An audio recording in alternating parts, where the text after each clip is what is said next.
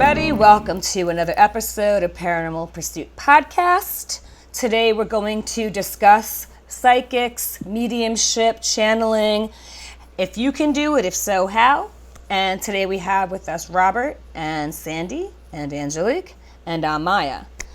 So I know a lot of us wonder, how do you talk to spirits or ghosts or ETs? I know that I've had experiences where I've been with friends and sometimes their loved ones will come around me and I know it's them. They'll tell me something that there's no way that I could know it. But I don't have the gifts, I guess, just like that at the drop of a hat. Perhaps it's because I'm afraid to, or I don't know what I could possibly be bringing in. And we know Robert, as our skeptic, I know has plenty of our pleasant skeptic, has lots of questions for Sandy and Angelique, who do this on a full-time basis and are very tuned in. I guess, and either Sandy or Angelique, you guys can take turns picking this one up, because what is the difference between a psychic and a medium and channeling? Are they all the same thing? Sandy, do you want to start? Sure, yeah. So, not all psychics are mediums. There is a distinguishing factor in the gift, but all mediums do have psychic capability. So there's somewhat of a hierarchy to this gift, and it kind of starts with an ability to, out of awareness, an ability to recognize that we have capability beyond our five senses. Psychics, the big difference between psychic and medium, psychic is really clairvoyant. They're able to really predict or see into future. And a medium has the capability to communicate with souls who have crossed, even live souls, through a telepathic channel. Oh, so a psychic could see into the future, but isn't that ever changing? Sure, the future is always changing, but so is the psychic sees. What the psychic sees will be correlative to changes in contract and what happens for people changes in the future. Yes. So, Angelique, one of the sorry, go ahead. Because Sandy, I know you do all three. Angelique, do you do all three as well? I do all three. So then, what's channeling? Well, it's a combination of all of it's that communication.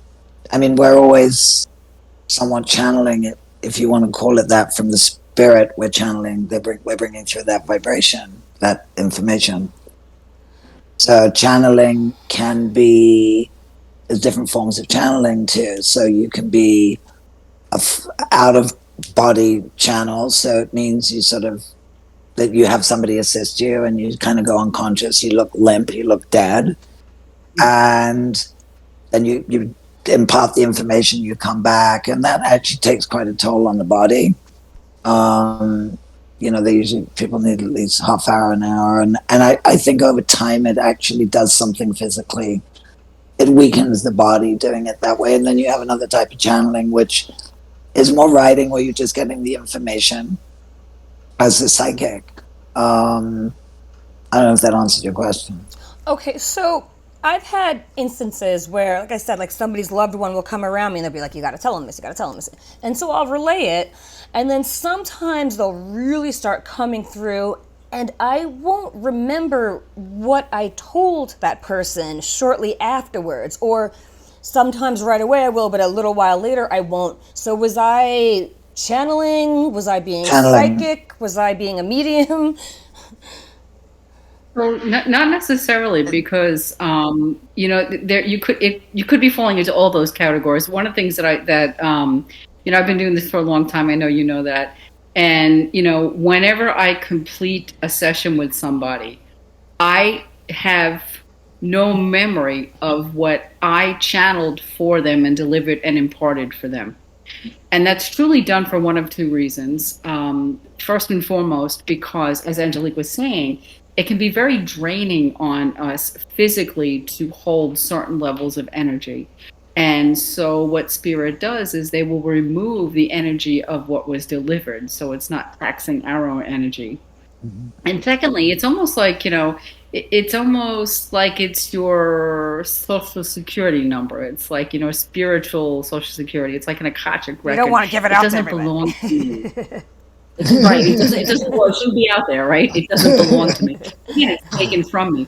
If I work with that same client again, spirit will allow me to have memory of things that were delivered in order to assist Right. that person again. So would that So be it's kind of interesting how it works. so telepathic communication, is that part of it? That's a Yeah. gift that we all have, and we all have it. We're all able to do it. Telepathic communication is part of. I mean, it's part of the clairs.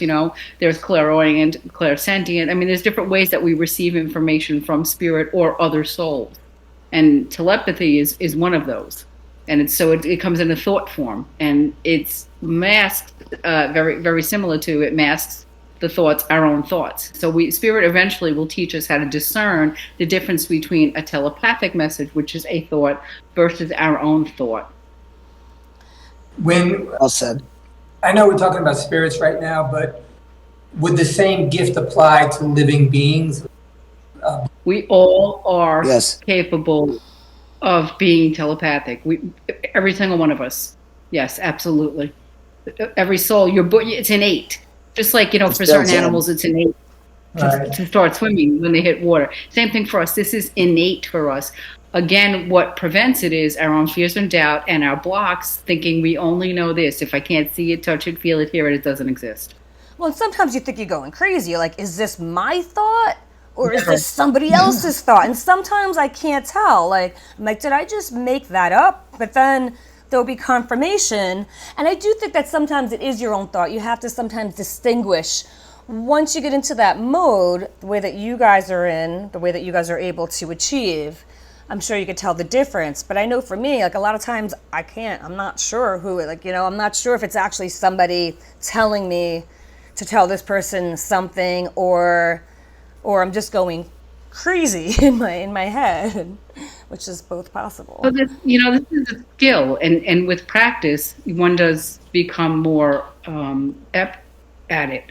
And again, a piece of what you're saying, Maya, a piece of it is you reference your own doubt comes into play. Like you said, well, I don't know, is it my voice? Is it telepath?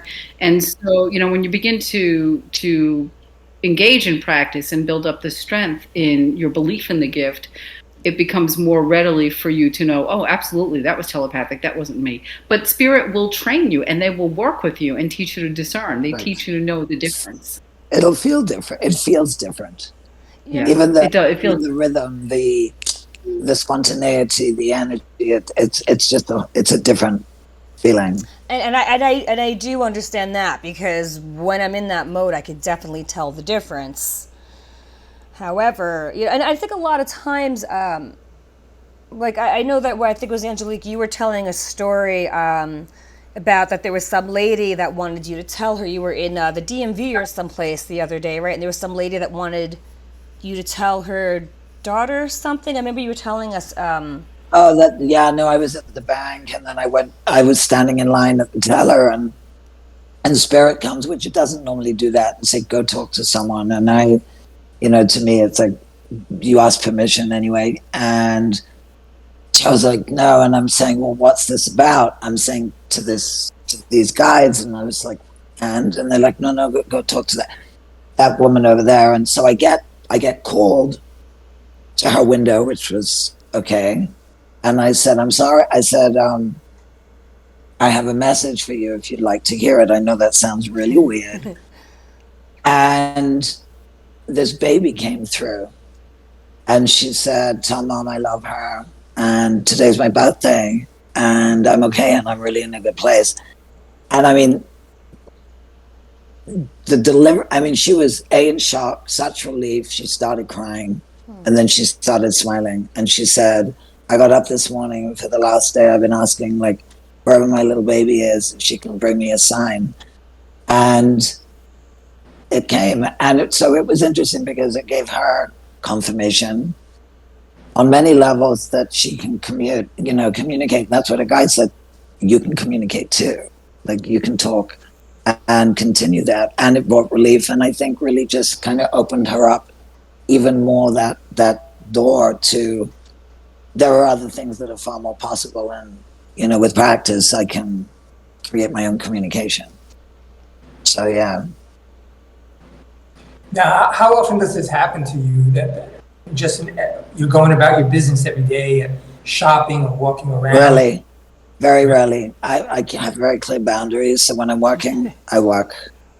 But as far as spirit saying, "Oh, go give this person a message," or not, that doesn't happen very often. I was standing outside on Fifth Avenue on 55th Street one day, and there's a church on the right side, on the opposite, like the peninsula. Talking about. And we'd had a massive snowstorm.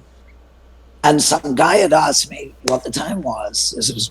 And so I told him the time. And as I did, it had been snowing. And I didn't know this person from anywhere. And I said, sorry. And I grabbed him by the shoulders and I moved him. And as I did, this chunk off the top of the spire of the church came. It was like this giant point.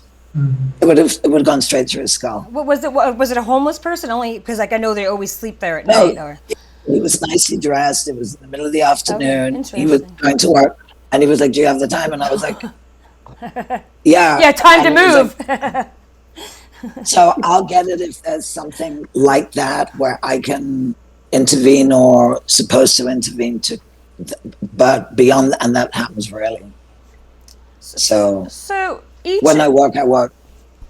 So, I mean, Sandy, maybe you want to go first, then Angelique, and then Robert, you could say what experiences you've had. But at what age did you first know that you had this ability, and what did you do about it? Like, because, you know, some parents will think their kids are crazy. We could talk about that later.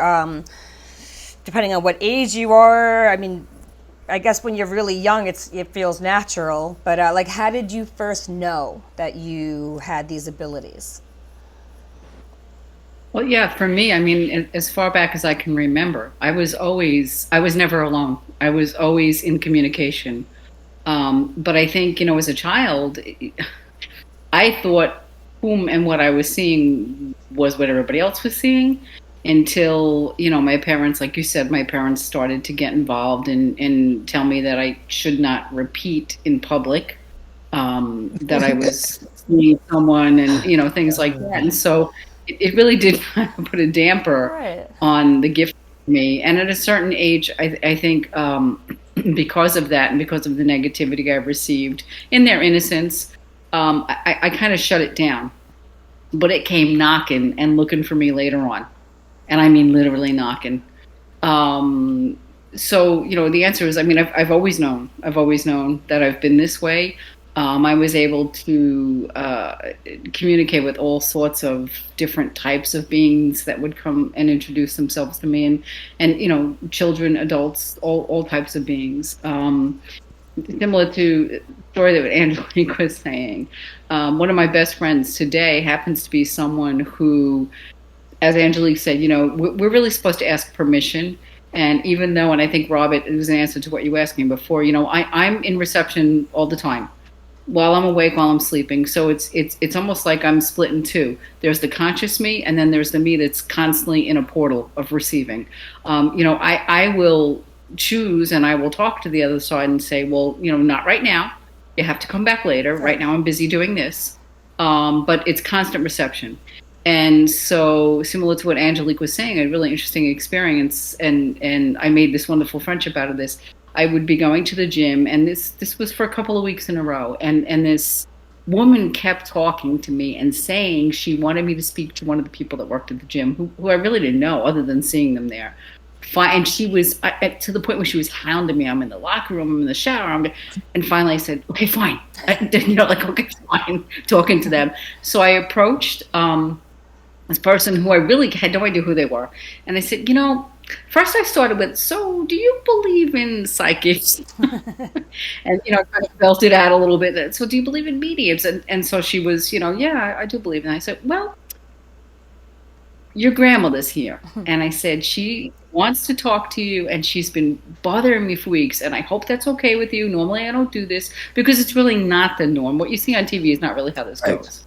And so, I approached her and I just went on and on and on and on. And Grandma was speaking to me in Italian, which happens to be a language I do speak. So I was translating into English for this person who is now, we're like the best of friends. It was really kind of interesting how that all happened, but for the most part, like, this has been my whole life. It's norm for me. And I'm sure Angelique feels exactly the same way. This is who we are, is what we do. Correct. So how did you first know? When I was really little too. When I was really little, and I don't know, like Sandy said, it was just sort of second nature, and then you see things and you start talking. And I was lucky in the sense that, my mother was kind of open. So that and I was in a very small school, although I was told never talk about it in school. But yeah, I mean, it was just always there. And then I would hear things or see things or hear people's voice. I would hear the sentence before they answered. Mm-hmm. Then and then you see somebody, like my grandfather, and telepathically, that was very easy for me. I think that we go through adolescence. It was still very strong with me in adolescence, but I would get hits about really bad things that would happen. For things and people and events, and in that time IRA was prevalent. So I would get these really big hits, or when I'm standing in a place and we all had to run out, and literally I got to the elevator and took my mother and a bunch of people and it exploded. And so to me it was like, okay, so then there's all of these things going on simultaneously. Why does that information come at a point of emergency per se? And how can I do that and really do it for good and bring really positive information? And it was like, okay, I was like, otherwise I don't want to do it. Mm-hmm. If you can't bring something how is it? Yeah.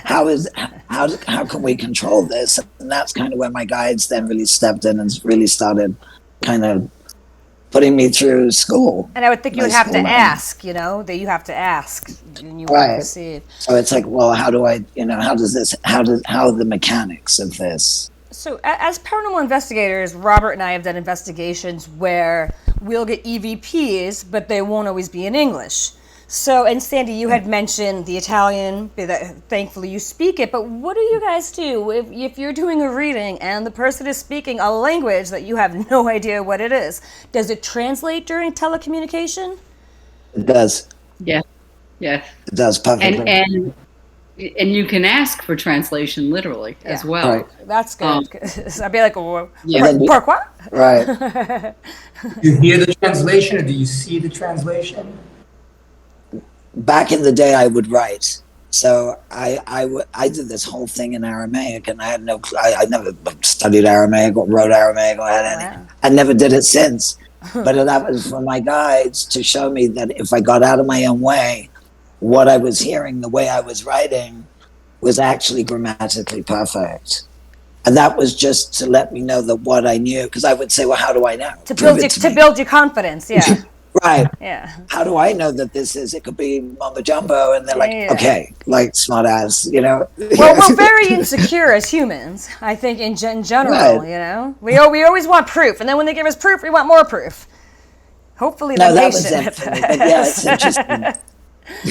I once went on an investigation. It was a place called Raynham Hall in Westchester. And the woman who was letting us, she was the curator of the place. It's like a museum, and she was telling us the stories of its hauntings, which sounded like residual hauntings more than actual ghosts. But as we were talking and we had the tape recorders on, she asked if someone is mischievous in life, would they be mischievous as a spirit? Oh, and yes. The ran through was saying, yeah, they have the same personality. If they're mean, if they have a mean streak, they might come off mean, whatever. If they're foreign, you might hear their accents or whatever. So after about 20 minutes, the tape ran out. We start playing it back to see if we get any EVPs. This conversation starts and we hear ourselves talking, And as we're talking, an EVP comes in loud and clear going, Scatafachia! Italian crap face, to say it nice. And, you know, I always have, but who the hell is on the tip right now teasing us and saying, yeah, I'm foreign, bunch of, you know, crap faces. That's a great story. Yeah, just interesting how the way you were saying it about that they do maintain, they are the same people almost, I guess, in the other realm. Right, but it's like if you're dreaming and you see something like that, or if it's a foreign language written, if you're cognizant enough in your sleep, you can say, "Hey, what is that in English?" Mm-hmm. And you'll get the translation. The auto diction. There's also different methods of communication. Now, when I was asking before, if you're not doing a consultation or however you call it with a client, and you're in an everyday conversation, and suddenly you're getting someone coming through, let's say, does it happen like right now in a conversation over the phone, like we're doing, or can it happen? I guess it does happen over the phone. I was just curious because having met you ladies recently, I was always thinking, if I'm constantly surrounded, and sometimes I think I might be by, you know, relatives, I had a lot of relatives go in the past couple of years, and I keep going back to the story of Maya out of nowhere coming out with my aunt and being pretty accurate, calling my godmother. While I'm talking right now, do you sense anything? Do you pick up anything, or is that something that just doesn't come in so quickly and automatically? No, for me, it's almost like I see it and then I kind of block it. I just want my focus to be with you. So it's almost like you're my main focus and that's what I'm focusing on. But then behind in the wings, there's all this other stuff and it's just there. And it's almost like pulling the blinds down in a sense. Right, like if you're doing a reading for somebody, and let's say that they really want their aunt to come through, hypothetically. How does it work? Like, who comes through? Is there some kind of a priority list, or is there like the bully in the group that wants to come through? And can you be like, you step aside. We want to talk to Auntie M, or I mean, how does that work? There's actually Auntie M, there's no place like a couple of factors. There's a couple of factors that go into that, and you know. Basically what I tell people is, you know, I can't just call anybody. I don't determine who's coming through. The other side determines who's coming through. We can ask and you know, ask to initiate that a soul come through. But if they are not in a place where they have enough energy to come through, then they won't be able to. If they're in those layers where they're ascending on the other side and they're quote unquote busy or working, they might not be able to come through. So a lot of factors. Right. Also, the person that you're reading for, if they're heavily griefed, and I mean heavily griefed, that energy is very dense and can prevent and cause difficulty for the reader to actually have this ladder to communicate with the other side. So there's so many factors that go into it, but primarily we do not decide who comes through. The other side does. It's you know, we're not in control of that. We are in control of whether or not we want to, you know, allow messages to come in, but we don't control who comes through. Yeah, because if I'm doing a reading, I want to say who well, anytime I've done readings, I've always put my guides in charge. I'm like, you guys know what I need to know, right. And so you let through who you know needs to come through. And anybody else just wants to chit-chat, tell them to come to me later or the next day. Or you know, we only have an hour. We only have... Yeah, exactly. No, it's small talk. You know what? But I always tell people, you know, when we send out the confirmation, if they're coming for a session, there's a couple of things that really help. If they are putting energy into manifesting, intenting, you know, what things they would like to know, whom they would really like to communicate with. That energy that they're putting into that does help. You know, I also tell people before they come to me, you know, please don't do any alcohol, no recreational drugs. You need to be in a clear space. There's certain things that actually help and will assist in having a more pure and literally, you know, channeled reading. for individuals. There's things people can do to really kind of make that happen. Yeah. Now, I was once with a fairly well-known psychic, and I was doing a story on him actually, and I was surprised how open he was, and he actually did a reading for me with a photographer in the room, and I was very impressed by what he came up with. I mean, I really was. I think I've mentioned this in another podcast, but if he had told me that my grandmother was in the same room, I would have believed it. Let's put it this way. If my grandmother were alive and sitting in the room and talking through him the way he was saying as a medium, it gives you pause to think, wow, this is really something, because there was so many things that she was supposedly saying that were true, and she was talking mostly about my cousin, who was her favorite, who I hadn't seen in maybe 10, 15 years. And then when I called him up out of the blue to confirm some of these details, all the way down from where he was living in Miami, that he was having problems with a female boss, the whole thing, he said, yes, these are all true things. And so I really, really have to give good consideration that he was actually doing this. But what struck me was that he said it doesn't always come in clearly. You might see an initial, you might hear a voice with a snippet like an EVP. He's saying it's almost like a radio with static, and you're trying to tune into the right frequency. Does that happen to you, or is it more to both of you? Well, Robert, really fast before they answer that, before you started saying that, I was thinking to myself, and I was going to say to you, so Robert, have you ever had a reading? Because I didn't know if you ever did or not. And then I looked at you and you just started saying that story. I must have. You must be psychic. Psychic. Be like, yeah. So how does it come through? I'll jump on that one. There's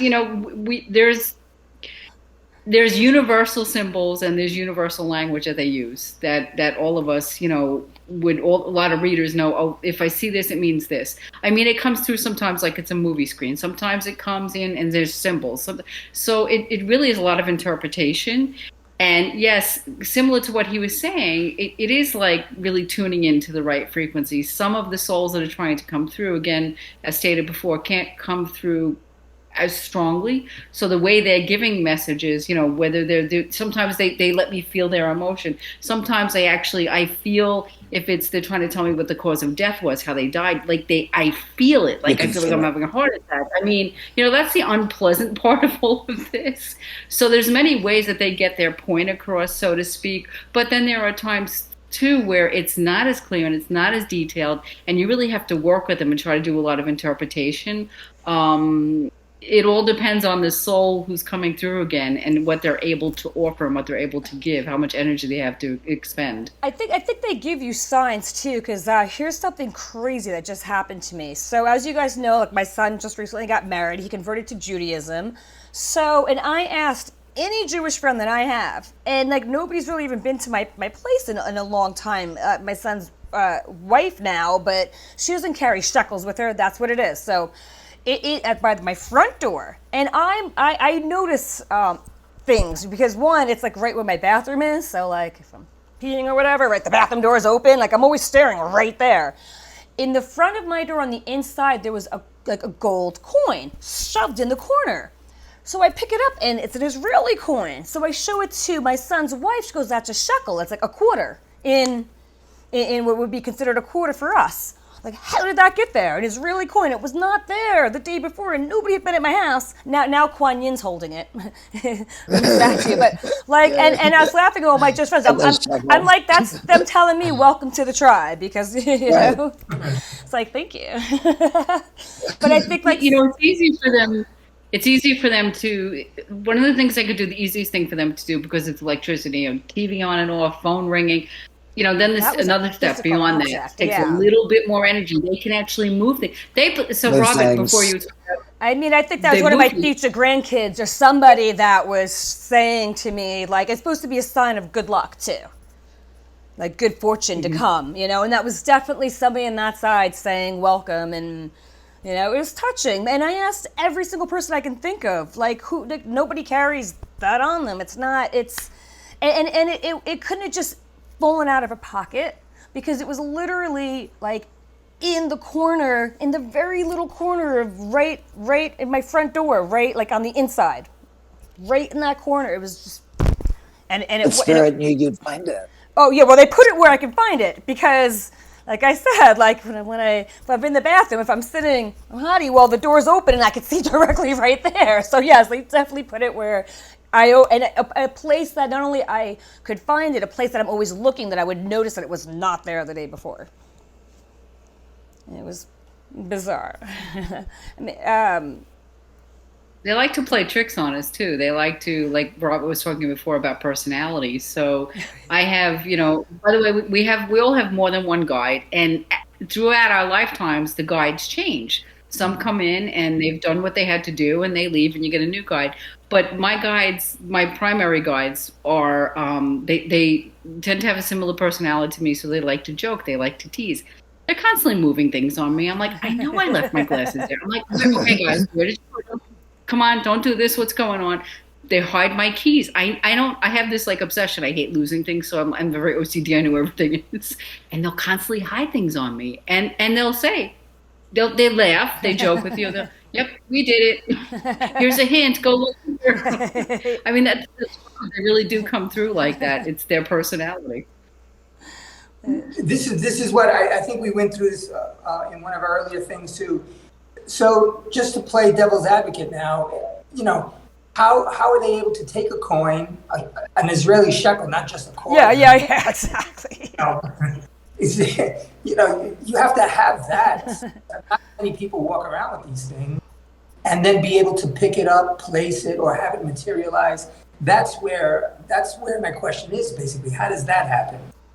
Because there's miracles, and when they want something to happen, it happens. When it's meant to be, it's orchestrated, and it's just miraculous. I'm going with ET because they have that kind of technology. They can beam it there. They can.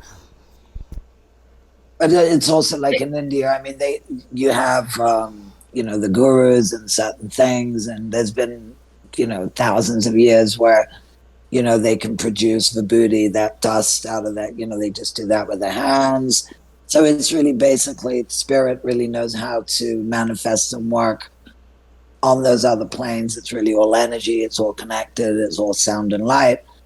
And, when they're adept, they're very good at dropping a feather or throwing if it had been a regular quarter, you wouldn't have paid so much attention. No, not at all. So it had to be something sort of very, out there to catch your attention. And symbolic. Exactly, it's got to be symbolic. So, I think when we need to get a sign or receive one or be given one, spirit's very adept in showing. Right. Now, I told you this story before, and I think it's the one that didn't go through that episode. Right. Mm-hmm. I was in an Irish bar with my buddies, boyhood buddies. One of our friends died a long time ago. He was about 30, and we started talking about him, and at that moment, the song American Pie comes on the jukebox, if you remember me telling you this. And we were joking, Tommy's listening to us. Tommy's trying to say something. And as we're talking about him, and someone probably said a funny thing about his life, about his real character, his mother and his sister happened to be eating in the same restaurant. I hadn't seen them in years, and they came over to say hello, and it was almost like, it felt like he was there bringing us together. And my question was, okay, let's say that he was doing this and sort of manipulating the way his loved ones and his old friends were meeting and talking about him and remembering him, which was a sweet thing. But then how the hell did he manipulate the jukebox? Did he put an Israeli shekel in there to play his favorite song that we all knew, and he'd get a few in him and he'd start singing it? I don't think he manipulated the situation to get you together, though. I think you synchronistically all came together because you were supposed to come together. And when he saw that, he came. Mm-hmm. It was like, oh, it's party time, and then played with the jukebox. And they could probably chirp into your ear silently. Right, and no different than turning a light switch on. They can mess with the jukebox. Electronic stuff is very easy for spirit. Because they feed off the energy. Like, Robert, you know, when we do paranormal investigations, you go through batteries like that. I mean, a battery that lasts 12 hours lasts an hour when you have a lot of activity. They feed off of it. It makes them stronger. With the batteries. Now I feel a little tingly. Strong personality, and this one psychic that I told you about, who's very well known, actually, I'm pretty sure brought him in to the room as well, and was saying that he is very busy in the afterlife, doing work for other people and trying to help other people, especially children.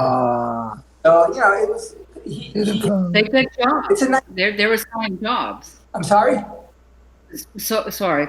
When we cross over, when a soul crosses over, it's not boom, we're dead and we're in heaven. That's not how it works. They have to go through these levels. And spirit, we're assigned jobs while we're on the other side. If you think you're retiring and your work is done, it's not. When you die, you want to put that out there. Well, that's why I think of heaven as Club Med. Like, have to work. I think of heaven as like a Club Med. You go there for a little while, recoup, and then get back to work. Now, have you guys ever had somebody that you would not do a reading for? Let's say that you just had such a bad feeling and you were like, I don't want to touch this energy. I don't want to. Yes. And I just say, I'm sorry, I'm busy, I'm booked at the moment. And why would that be? Because you just... It only happened twice in my life, but I think it's just choice. You know, we get presented an opportunity and it's like, do you want or do you not? And it's like, it's not whether I want or I don't want or I don't like. It's, I think there would be somebody else that would serve you better than the way I could. How about you, Sandy? No, I've never had that situation. I have, because as Angelique is saying, and let me frame it differently. There are choices that we make, and I have made choices to work with clients, to have sessions with clients that I knew had entities or attachments, and I made the choice to still work with that individual. But again, as you're saying, Angelique, it is a choice. You're right about that. But I've pretty much, from what I can recall, I don't think I've actually said no to working with anybody specifically. And I've worked with people that had some pretty some people, some really strong possession and stuff, and I'm fine with that. But it was just very specific individuals, probably a decade in between. But generally, you know, I mean, I love my clients. I got great clients. So blessed. So what should people do if they, one, want to develop their innate gifts, or two, if they are getting a message and they're just not sure if it's them or if it's, I mean, I know you can ask for confirmation, but like what are some tricks of the trade? I mean, you know, two different questions there. So one, first of all, meditation, going into a meditative state, being in an altered state of consciousness is essential in this realm to really, you know, as Angelique was saying, when she was saying before, she was using, you know, her hands, she was saying, well, when I'm here, I'm right here, I'm focused here, you know, and the rest is here. And you really have to put yourself in those states, in that meditative state where you're opening the portal, allowing the information to come through. There are divinational tools. There are things we want to practice, you know, like before we had caller ID, the phone would ring. So before you go to pick it up, go within and see if you can figure out who's on the other end. Mm-hmm. You know, how many times are you thinking about a friend, next thing you know, there's an email from them. Yeah. Like, those are all, that's spirit's way of going hello and helping you validate and have the confidence in the belief so you don't doubt what you're receiving.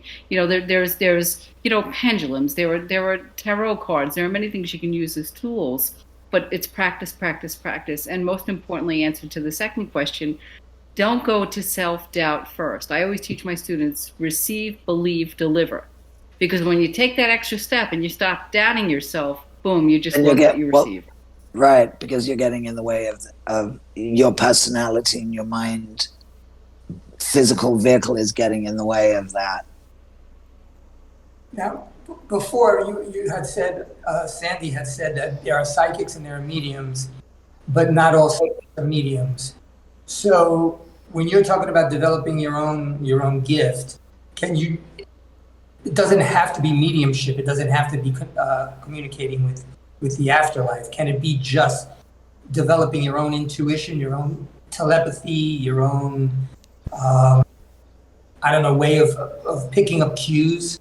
Do you see what I mean? Or does it always have to be that spirits are involved? I think. Go on. Do you want to answer, Andy? Sandy? No, it's okay. Go ahead. Well, go ahead. I think to some degree, yes. Maybe it because there's a feedback, there is a reflection coming back.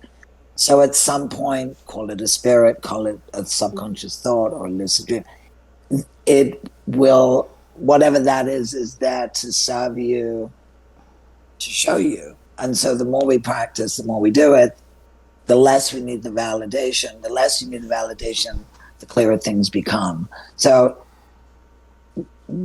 I think in one way or another, you will connect to spirit in a particular way. But if that's not, you've got psychics that don't do mediumship. They'll get messages occasionally for somebody that they're reading with, but that's not their main thing. But I think we all sort of touch on that. I don't think that one can avoid it, actually. In that growth process, in that knowledge, in that learning, is knowing that there is something on the other side, or, through the veil. And that can come in many different forms. And that will, like Sandy said before, it'll validate. It helps validate. Whether we want to continue to explore that method, what works for us, methodology, that's a whole other thing. I do a lot of, clearing out haunted houses for people so that they can sell their property or sleep better and stuff like that. There are people that have hauntings and they don't mind living with their hauntings. I enjoy doing it. It's very easy for me. But there's a lot of psychics that don't want to go do that. And, Maya and I, we had a lot of fun, going on location and doing that thing. To me, it doesn't tire me. But there's other people who are psychics and mediums, and they wouldn't go and do that. So I think it's personal preference of how we, how we enjoy our profession, really, our gift. I mean, I agree with that, and I think so this is the journey of the soul, and it's a spiritual journey, and when anyone starts opening up to understanding, and you hear me say this all the time, beyond five senses. So whatever you start working on, are you working on, empathic gift or clairaudience or clairvoyance, eventually, as you continue to progress in the gift, you will choose. You will choose. Do I want to really engage in being a psychic? Do I want to go into medical intuition? And I think that's where the choice comes in. But it's always a progression of spirituality. And it all comes back to, this is what it's almost like once you open the door, there's no turning back, but you decide how far you want to go and how many doors you want to open on the journey. And like what Angelique is saying, there's, her and I have a lot of similarities. I'm like, come on, bring it on to the entities. I'm going to kick your butt. Let's go. And I know Maya knows. Yeah, now I'm there. Right. I like that, but that's what I like. Do I like regular psychic readings? I'll do it, but that's not as exciting for me. Do I love, the ETs are my thing. I mean, those are my peeps. I love doing that. Right. Again, it's personal. It's a personal journey. Where do you want to go? But what everybody, I think, needs to really recognize is that all of this is actually something that is part of our innate ability. It's just a matter of deciding that you want to start walking and taking the steps on that journey. And I do think that when it's your guide or your ET guide or your spiritual guide, at least I always know that it's them. And when I say them, like Sandy, you said there's different ones. I feel like I've had the same one with me for a long time, but other ones have come and gone. And I always know it's them. I don't know how I know. I guess it's the banter. I know by the banter, actually, that it's them. Always.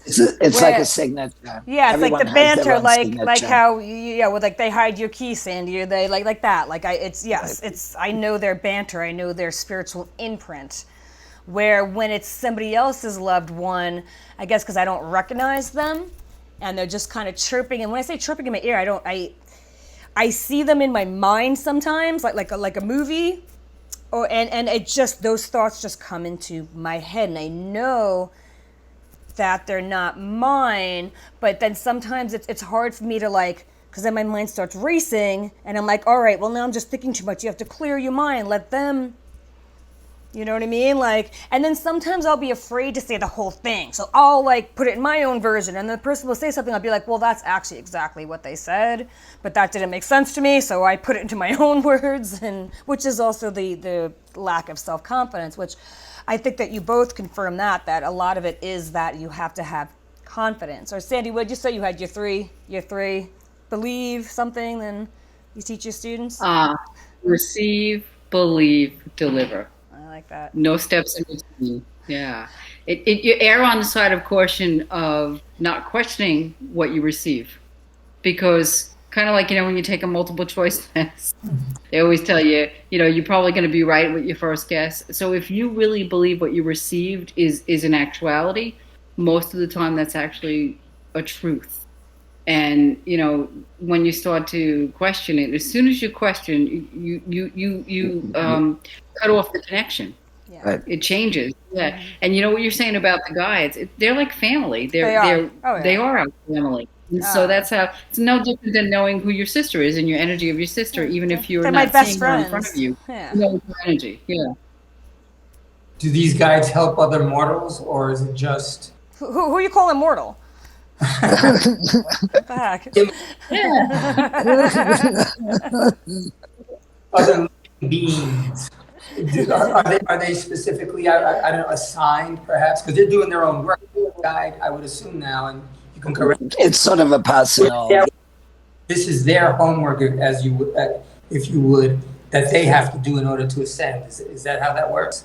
Well, I think as a soul, is they agree to sort of guide us and be with us and move forward in life with us, and it could be just an agreement that we both had, or it could be, we would Contract. Contracts before exactly, you're even born, contract right? agreements. So, yeah. I know, and Robert, actually, one of my guides is I know works with many other beings. Katume, who happens to be an extraterrestrial guide, but I know because and not like it's I'm trying to think of how to explain it. I don't know the work, the individual work that he is doing with others, but I do know he is working with others because he will sometimes reference that for me and ask if I can also assist on certain levels.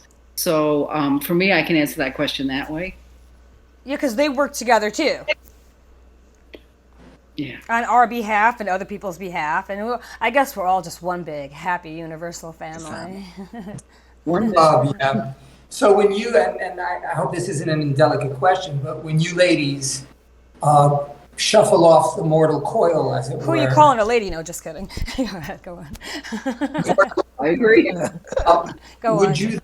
It would only. I would only assume that because of your heightened sense of enlightenment here as living beings, that you would be a guide. Then, does that happen that way? Not necessarily. I mean, it depends kind of where you're going home.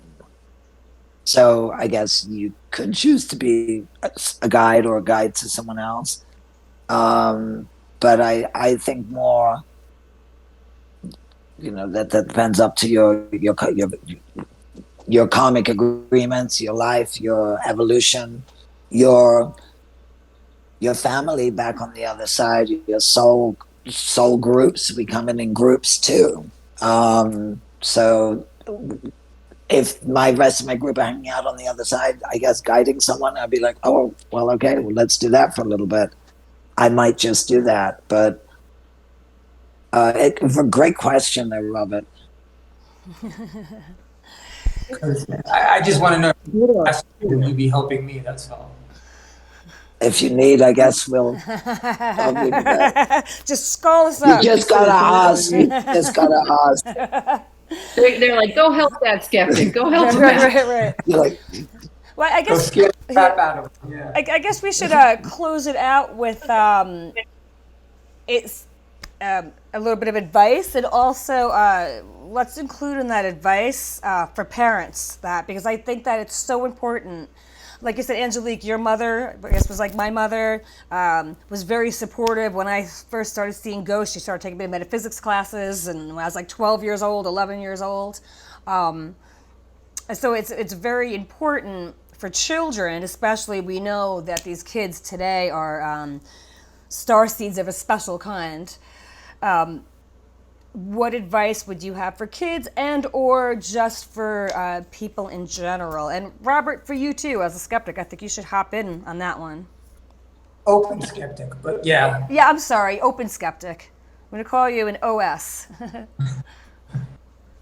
Well, you know, there's plenty of, for kids, you're right, for a parent to encourage and to understand that there are many places that they can have their children be assisted, to take classes. You know, now there's Zoom. Things are not even in person anymore, kind of like what we're doing. But there's plenty of places. You know, I work with children. There's many people that do that. But to encourage that and to not tell a child don't do that is very, very important. Absolutely. Because there's a caveat. You know, it's there. a gift. It's a gift, like someone who can play an instrument, or who a child that's gifted artistically. It's the same thing. It's a gift, and it needs to be developed. It needs to be nurtured. It needs to be accepted, et cetera, et cetera. But I think the caveat is because if you don't, they could go and start to do it on their own, and or a negative entity or spirit will have more access to them because they don't know how to protect themselves. Now, you just threw them out into the woods, into the wild, because it's not going to necessarily go away just because you're like, oh, that's it. For some, it will. But then they're going to have that lost soul their whole life. Something's missing their whole life. But also, are you throwing them out to the wolves then if you don't teach them how to protect themselves or give them some kind of outlet to and that just came to me now that I think that's super important, that even if maybe as a parent that you don't believe it as much, for your kids' benefit, because otherwise more negative entities will get a hold of them if they can. That's a really good point, and you're absolutely right. It's a really good point. Well taken. And for adults, I mean, you know, there are classes everywhere. Yeah. There are so many ways to develop in this gift, and you know, I know, you know, Angelique teaches, I teach. I mean, but there's so many people out there. You have to follow. I mean, like anything else, there's good and bad. There's duality and everything, and you have to really follow your instinct and know, do I feel like this fits? Does this feel right for me? What do I think about this particular title of this class, or this person, et cetera, et cetera? We also have a lot of these babies are coming into people that were probably born very open, have closed down due to, you know, growing up certain circumstances, and then these children are coming in, helping their parents to open back up. And so, you know, in that case, it was like, just, you know, don't mock them, listen to them, you know, see what they have to say, play the game. Maybe they really are our teachers, and we can really learn from them. And in time, things will be made clearer for the parents, and they'll start seeing, you know, as they progress, or this happened, or that happened, or I'll pay attention. And then, because it's all energy, so we all start vibing off one another. So if the child comes in very, like handicapped children are super open. I mean, they are incredibly open. And a lot of what they experience is because everything is, they see and feel everything. And we look at them in a way saying, oh, their body doesn't support them. They're trapped in their body. You know, whether it's, you know, it's certain cerebral palsy or one of those. But if you engage on a telepathic way with them, it's amazing. It's incredible, these little children. So it comes in many forms. And I think, like anything else, we've just got to be loving and accepting and be willing to, you know, push our own limits and sort of, and then grow through our kids, rather than look at it that, you know, we're the teacher and they're the student. It can be the other way around. I agree with that. Robert, any last tidbits? No, it's been fascinating, and I'd love to revisit this subject at a future date as well, and really delve into it. I mean, this is what religions from the beginning of civilization basically have been looking for: is there life after death, and what is the proof of it? And, you know, and here we are sometimes given answers with, you know, three everyday, excuse me, mortal ladies. Three everyday people from, you know, living in the New York area right now. And you can provide answers that people have been looking for, and yet they don't see it that way. You know, it's a long way of saying that this is fascinating, and this is still something that, you know, we need to explore further, or at least I need to explore further while I have you. I concur. Yeah. All right, well, this was fantastic, and yes, we will definitely Thank you, explore everyone. further. That was awesome. Okay. All right, thank you, everybody. Catch us Thank next you. time. You can hear us on any of the podcasts, at any ones you listen to, or on YouTube, and peace out. Good night. Bye.